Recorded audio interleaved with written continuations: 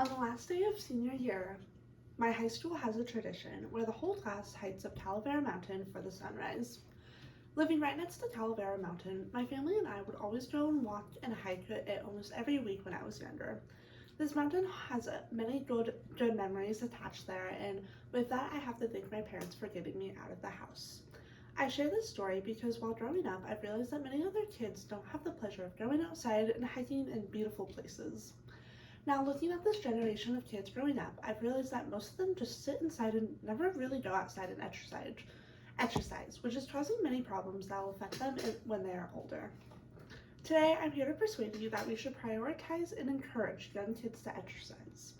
To fully understand this issue, we must look at the problems, investigate the causes, and finally, I'll provide you with some unique solutions. Let's jump into the problems.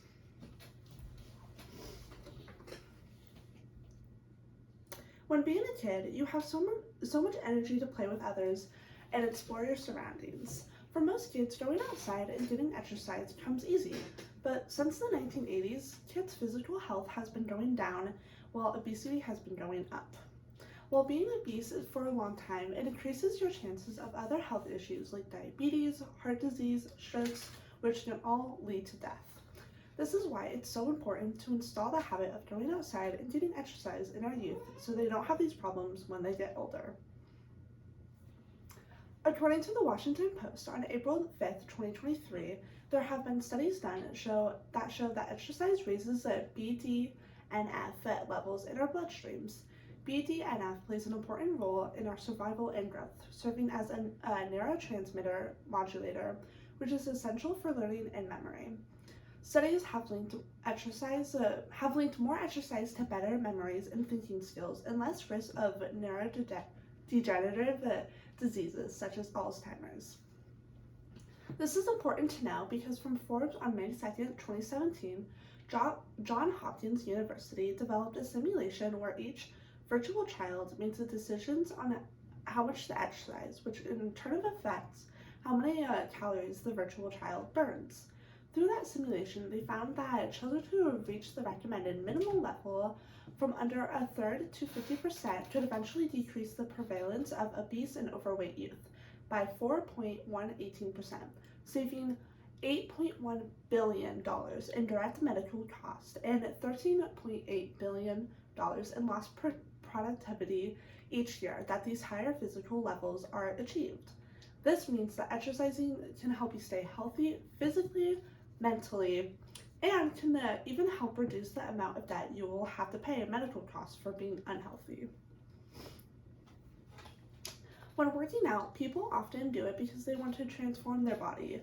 While exercising will definitely transform your body physically, it can also transform the way you see the world. Physical activity allows people to have a better outlook on life by building confidence, managing anxiety and depression, and increasing self-esteem.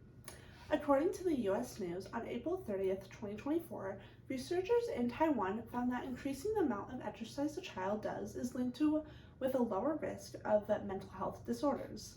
An increase in 5 sit-ups per minute was associated with a lower anxiety risk in ADHD in boys and was linked to a decreased risk of depression and anxiety in girls.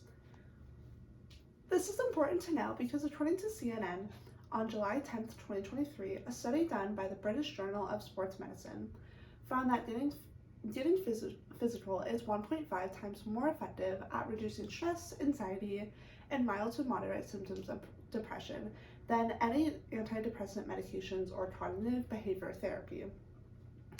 It's crazy to think about how just going outside and exercising for a bit every day can change your whole life. Now that we've looked at the problems, let's explore the causes. As I mentioned in my last 2 speeches, phones are affecting the younger generation in a more harmful way than I think anyone would have thought.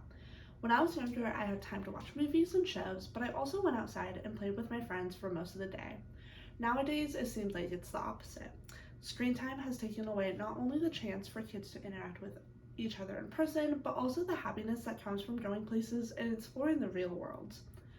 According to CNBC on November 21st, 2019, a study published in the Lancet Child and Adolescent Health Journal found that 75% of girls and 78% of boys are not meeting the current recommendation of at least 1 hour for physical activity per day. This is important to know because with the light that is being shined on this data, it has definitely helped people that realize that screen time needs to be lowered.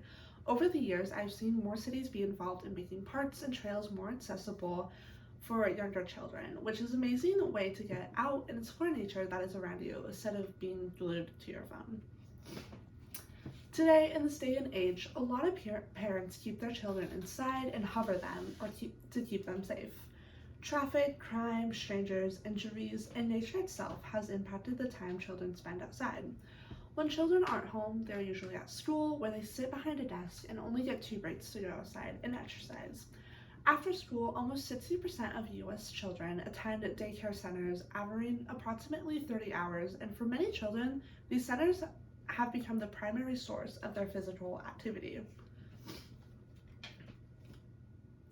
According to ABC News, on May 20th, 2022, researchers observed 227 classrooms, 96 child care centers, and 131 Head Start programs for physical activity. 74% met national guidance for significant outdoor opportunities, and 50% met the 1 hour physical activity guideline. However, only 43% of facilities met both standard guidelines. This is important to know because according to The Conversation, on January 29th, 2023, physical inactivity is the 4th leading cause of death worldwide. Recent researchers estimate that the world could see close to 500 million new cases of major chronic diseases by 2030 if people just don't get more active. Now that we've looked at the problems and causes, let me provide you with some unique solutions. One way we can get more children to exercise is to give kids plenty of opportunities to be active. Sign them up for sports teams, provide equipment at home and at school, and take them places like parks and other active spots. It's also important to allow time to exercise and for free play. Another way we can get more children to exercise is to keep exercise fun and to make it a routine. Something like taking a walk after dinner is a great example of something small that can make a change. A lot of children have anxiety about working out with other kids, so working out with your siblings or parents can help relieve that stress. Today, I try to persuade you that we should prioritize and encourage young kids to exercise. We looked at the problems, investigated the causes, and I provided you with some unique solutions. So hopefully next time, when you have free time in your day, go outside and walk around. Take your younger siblings or anyone really and appreciate the beauty that the world has to offer. Remember that being physical helps you appreciate the world around you and will set you up for success later in life.